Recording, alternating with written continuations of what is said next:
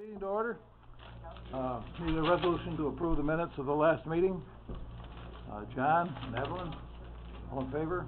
Aye. Opposed? Carried. I don't have an agenda here, so I'm just gonna turn the meeting over to Ed and let him run with it.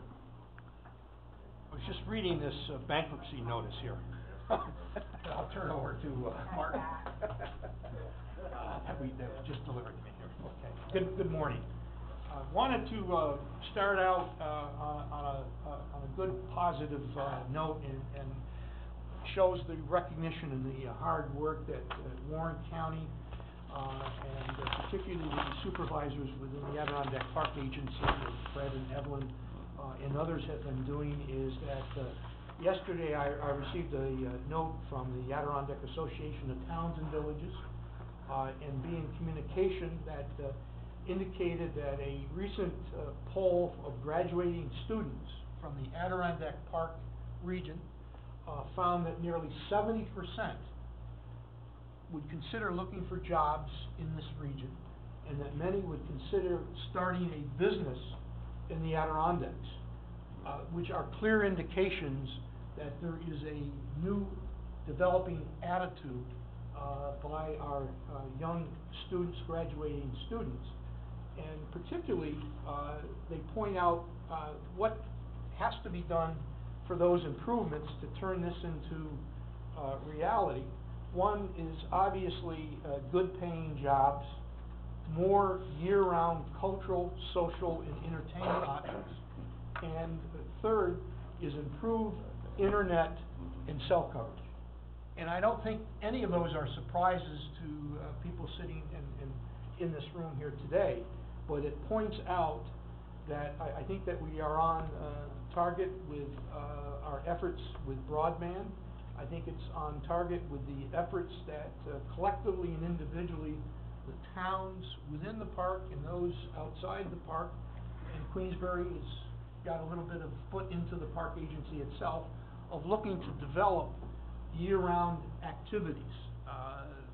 Instead of calling it shoulder season activities, we want to have year-round activities in the Adirondacks. So I very much encouraged by that show of support from those individuals that are graduating from colleges here in the Adirondacks. And it's interesting to note that 82% of the students who lived year-round in the Adirondacks prior to graduation were involved with this. So to me, that's a very positive outlook for us.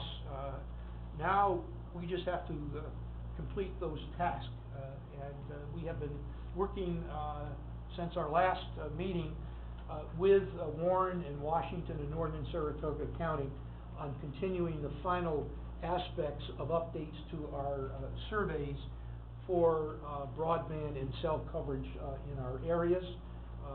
I attended a cell broadband coverage meeting in Evelyn, were you there too? I think you spoke for the first day.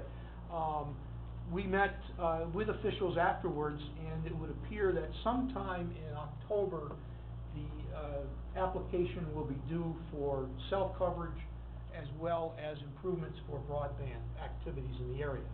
The most positive thing that's coming out of this is the state of New York is recognizing that cell coverage is as equally important in some areas of the state as improving the speed of broadband. And obviously that includes portions of Warren County, portions of Northern Saratoga, and Washington County. This is not going to be part of the CFA process. It will be a separate application. The regulations have not been developed yet, but it will be post CFA process, consolidated funding process, that will come about. And so that will be important. Also, another important item of infrastructure in the broadest sense of water and sewer also will be a separate application that will be undertaken sometime this fall as well. So those are very important funding opportunities that we will be, EDC will be working closely with county and town officials. The supervisors should have received today or tomorrow a letter from EDC indicating that we are prepared to provide some assistance and certainly letters of support for any pending CFA applications that the towns individually or collectively are looking to comply with by July 31st of this year. I think Johnsbury has received a letter because I got a call this morning from Ron. He wasn't there yet, so he may have been opening his mail early today. So we will be working with the respective individual towns as well as with Wayne at the county level to see how we can provide some assistance with our CFA process. And finally, not to get overly thrilled with all of these monies, it is a lengthy and very competitive process, but the final item is the Upstate Revitalization Initiative. And while there's been a lot of talk about the program and its impact, and certainly 7 regions are going to be eligible for up to $500 million. Out of those 7, 3 will be selected for $100 million a year for 5 years to make up to $500 million. Those are concept projects that are not necessarily a project that is ready to go in year 1, but could be projects that would go in year 2 or 3. And the most important thing that we're going to need to do is connect those projects. In other words, if one community was to entertain a motion to apply for the Upstate Revitalization Program, it probably would not gain approval by the Capital Region Economic. We have to connect these dots. So in other words, Ron from Bolton Landing is interested in pursuing some funding for his museum, which while he got funded for other projects, there's always a project that didn't get funded. If a community is to impose and ask for money through this Upstate for a particular local grant, that's not going to make the cut. What needs to be done is collectively a cluster of museums or a cluster of other in-kind type of operations need to be connected together within Warren County and conceivably within Washington County. Because at the end of the day, the Capital Region Economic Development Council is going to select those projects. So it's not like us having the ability through CFA individually to submit a project to an agency. This has to go through the Capital Region Economic Development Council. So there will be a need for some greater coordination, and I thought we'd get a little practice by doing it through the CFA. The Upstate Revitalization Initiative will not occur until application's not due until September. So we have a little bit of breathing room for those to do. So those projects need to be kind of transformative type of projects. So it's not, they're not looking for a bridge or a road to be reconstructed. And again, they're not looking necessarily for an individual project, but a collection of projects for that to occur. What they're saying is that there's different pockets of money. For instance, broadband and cell, while we could connect the whole region up here, is not an Upstate project unless there was a new business coming into the area where they needed that high-level service. Then you could conceivably incorporate that. But if it's just broadband and upgrades, we have to do that through the broadband. And the same thing with your Department of Public Works that are looking to do a number of bridges improvements, which we know are needed here and elsewhere. That has to be done through the infrastructure program or a CFA. So unfortunately, we still don't have the regulations on that. As soon as we get them, we will share, and then we'll look to coordinate with Wayne and the various towns that are interested in developing this concept. And part of this came out, we were fortunate to have a CFA workshop last Friday. Supervisors, a number of supervisors were Dennis Dickinson, Ron Conover, and Chairman Taylor were at the meeting. We had over 100 people in attendance, and I think it was important, and we thank the governor's office and ESD for complying with our request to get some information out of the North Country. There were a number of people there that I had not seen in other CFA applications. We had a number of people from northern Warren County that attended that I had not seen before, and a number of small not-for-profit organizations, as well as small chamber of commerces that were in the area. So I think it was a good turnout to see that there are programs that are available for our region. Again, for the supervisors that are here, EDC is more than willing to work with your office and consultants in putting together a letter of recommendation from us, as well as assisting in any other way that we can, as we still have a little bit of time for us to do that. A couple of other brief items relative to this item here. There are a couple of items that pass, and I'm sure the supervisors who keep careful watch over the budget, and particularly our budget officer, is that the tax cap was extended for 4 years to 2020, a 4-year extender. They've made some slight adjustment in the tax cap in terms of defining what is available, particularly that in the payment in lieu of taxes for IDAs. It gives a little bit more flexibility.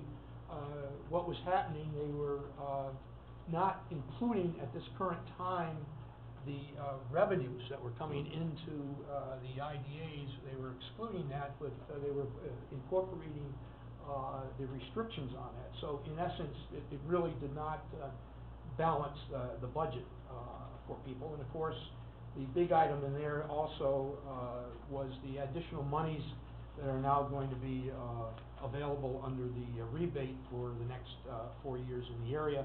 The only thing that they added to this is that a community where the school district has exceeded the tax cap, that community would not be eligible. So for instance, in the town of Queensbury, if the Queensbury School District exceeded the tax cap and had a vote by the residents or through other mechanisms, the town of Queensbury citizens would not be eligible for a rebate. Lake George School District and Glens Falls School District and Hudson Falls School District, because we've got all of them. That's why they have attorneys, John. I think that's going to be an issue, and I would have to say that originally those that are in the school district where they exceeded the tax cap, they would not be eligible. For the residents in that school district would not be eligible for that school for that particular school district. And so it's going to start at about $196, I believe, $185, and go up to $532. It's expected to go up to $532 by 2019. But again, that is subject to annual budget approvals by the. That's separate from STAR, right? That's separate from STAR. Right. Yeah. So it's a little bit, and for those that advocated assistance for private schools, there was $250 million incorporated into the budget for those particular areas. And one other element of that survey and what's happening here, and I think that indicates that there's a number of incidents cited with families returning to the Adirondacks in Hamilton County, in Essex County. We have a couple of instances here in Warren County where you've had individuals graduate from school here, go away to college, start a business, and then move back to the area. We see that at the Morgan and Company restaurant in downtown Glens Falls, where Rebecca Newell, a graduate of Glens Falls, has returned to Glens Falls with her husband and started operating Morgan and Company. Also, Just Beverage, which has been in the news quite a bit. Really, the catalyst for Just Beverage to look at our region very closely was a Glens Falls graduate in 1989 of Drew Fitzgerald, whose mom and dad is Peter and Mimi Fitzgerald, really convinced his corporation, Just Beverage, to look closely not only at Glens Falls for the bottling aspects, but also to look, along with persuasion from city officials, to look at Glens Falls for having the water come from the Glens Falls Queensbury region. So those are two little incidences where have had major impact in economies in our area. And I'm sure in one of the other letters I'm sending out is I'm asking for each town, if they could compile a list of some businesses that have been created or continued through another generation, that have moved back to the area or have stayed right in the area and continued, so we can kind of compile that as some information for purposes of other opportunities that we may see in the future as well. So that's my report. If there's any questions or comments? All right. Any other business? I just wondered, have you heard any more about the, medical marijuana? I had a call from Hillary Peckham, and she's gonna call later, but I wonder if you had any. I had not heard any more. We keep seeing newspaper articles in the paper by, other than the fact that there was a large number of applicants and some large corporations that have become involved in this. They're looking more and more at the capital region for retail outlets like they are out in the Syracuse area, but I haven't heard any more details as to who has made the cut or not. I know that from our personal note, I think that the Peckhams presented a very strong application, and particularly from a financial point of view. Right. And that was one of the items that gives high criteria. And of course, the representatives from Washington County also had a pretty strong application from the Greenwich area as well. And there is some speculation that they may increase potentially the number of users in terms of locations in the state, like they did with the casinos a little bit, but that's kind of speculation going on at this point. I think they're up to like 43 applications Yes, they are. now. Yeah. There are quite a few. I did not get a chance to read through those in detail, other than seeing some of Peckham's material, but they are very strong applications from around the state that are not, they're startup operations, but they're really financially backed by substantial, monies, and I think that's where Peckham has a good opportunity to be very competitive, in the process, and certainly that would be a tremendous boost for the northern part of Warren County and Chester to have that facility located in our area. Again, one of the other areas they're looking at is how they can distribute to the market. With the Northway nearby, that makes it an ideal location, not only for the marijuana, but also for other industries to be locating up in the Chester-Warrensburg areas and over to Thurman as well. All right, anything else? Wayne, do you have anything today? No, I just came to listen. And this You're is the joy, huh? This is the little digest that Wayne and I are both reviewing in detail. This is the consolidated funding application process and all of the various programs that are involved with the CFA process. This does not include the two strategic plans that would top up to there if we had to use those in this particular area. So, again, I think the big thing I want to stress is that between Wayne's office and our office, we want to be very helpful to the municipalities and want to complement each other, be aware of your projects. So at times, the town may submit an application, we may not be aware of it, or Wayne and then ESD or one of the council members may call us first, and we'd like to be aware of that so that we can be supportive and pass on the information, then contact you right away for that to occur. So it shows and it appears that we are organized as well as we should be at times. It's very helpful to the process. Question, Ed, Yes. we were talking about broadband grants versus the upstate revitalization. Is there an opportunity in the broadband grants to be able to get a multi-year grant? Because that's really what you need, is something like that in order to make it happen. One of the issues that has stalled the development and the publication of the regulations is that currently right now, the ratio of monies, and this is always a bugaboo. We go in with high hopes, then we start reading that it's only a 30% grant for the municipality, and 70% has to come from the private sector, or it's a state grant of 20% and the community has to pay 80%. So where is the town gonna get their money? Or the fact is that you have to go out and borrow the money, all of the money up front, and then get a reimbursement. So what is holding up right now, the regulations, from my understanding, is that it's a 20% state grant and 80% private grant. The difference this year is that they are directing us, we have to work with providers in our area. So it's just not, it's not like us saying that we want broadband and that's the end of the story. We have to meet and basically get, commitments, that are non-binding, but commitments that they will seriously look at ABC towns to develop, and they are ready to commit if awarded the grant monies. And the providers are saying that 80% out of 100% of the project is too much money for us to expend. We feel that the grant should be more of a 50-50 or a 60-40.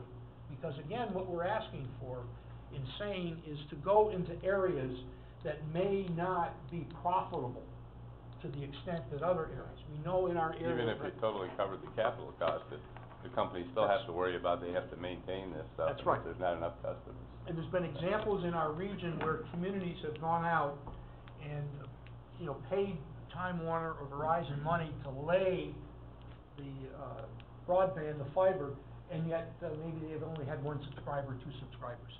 And so they want to avoid that, issue going forward with it. So, there's a select broadband committee, which our consultant, ECC Technologies, of Rochester sits on, that are negotiating, with the governor's office and with the, providers as to what may be more realistic. But that is holding up the, program right now. A third, or another option could be, in some communities may take advantage of that, but they have to have big pockets, is to create your own community service broadband system. Whereas you would be substituted for the provider. So instead of Time Warner or Verizon, or Prime Link, it would be, the Warren County, community, operations. But again, where are those funds gonna come from? Certainly, with the tight budgets and the amount of roads and bridges that have to be repaired, along with other, issues and payment of bonds and other projects, it would be tight to ask Warren County to, you know, operate that. But some communities are looking at that as a, option. Those are more, in some metropolitan areas that are looking for redundancy, in broadband. Most companies, when they are seeking out a request to, comply for, your site location, want to know the backup. Who are you, what companies are redundant? And fortunately, in our lower half of Warren County, we have a number of, providers that are redundant at Tech Meadows, at the Queensbury, Business, Park, over at Cary Park in the area, and at the airport area, there are redundant, there's more than one, there may be, up to 3 in, some areas. So some of the more metropolitan areas are gonna be using monies to, support and bring in another, provider, or a third, provider. We're arguing that there should be a little bit more criteria for those areas that are, not served at all, and those areas that are underserved before you get into the redundant areas. Wayne, and then John? I think one of the things, when I was looking through the initiative and looking at the match rates, is that if you go to a private individual or company and infuse grant dollars into it, suddenly that whole project becomes subject to all the minority procurement issues, Davis-Bacon labor rates, and you can drive up, if you get a 20% match, but you drive the cost of the project up by 30%, where's the real savings? And that's where I will echo what Ed said, you know, 20% and to drive up your cost by 30% the math doesn't work for me. And I think that's a problem with a lot of the programs coming out now. You know, the 50-50 match, you can offset some costs and do some in-kind services, but when you have to engage the services of private firms or other entities, and suddenly the whole project becomes under that umbrella, you really have to be careful that it may look good up front, but when you get down to it, you cost yourself more money. Yeah. I think this is year 5, this is round 5, and I think that, more and more, having gone through 4 rounds, Wayne and myself, are a little bit more, educated and understand the concerns, you know, from the business community on some of these grants and so forth. And so, we're trying to address those and be helpful, but also to be very careful in telling potential applicants up front, these are the rules and regulations that you're going to have to live by. In the past, the state was a little bit lax in telling us exactly how much the women, minority, which are very important programs, and veterans. It's now at 30% with some agencies. And again, individually, each one of those groups are entitled to preferences, but as long as we have the information, we can pass that on to the private sector, and then they can make the judgment if they want to do by that. I can point out that many companies in our area are beginning to take advantage of some of the tax credits outside the CFA process in hiring veterans in this area here. But so I think you're getting less applications on the fly now, and more that understand that there's some rules and regulations that have to be you know, adhered to if we're going to be successful in this area. Okay. John, you have a question? Well, I'm just imagining that, one of the great expenses to bringing cell and broadband to these remoter areas is the building of the placement, purchase of the land, and everything involved with the tower. That, and I know it's been mentioned before, that if we could consolidate,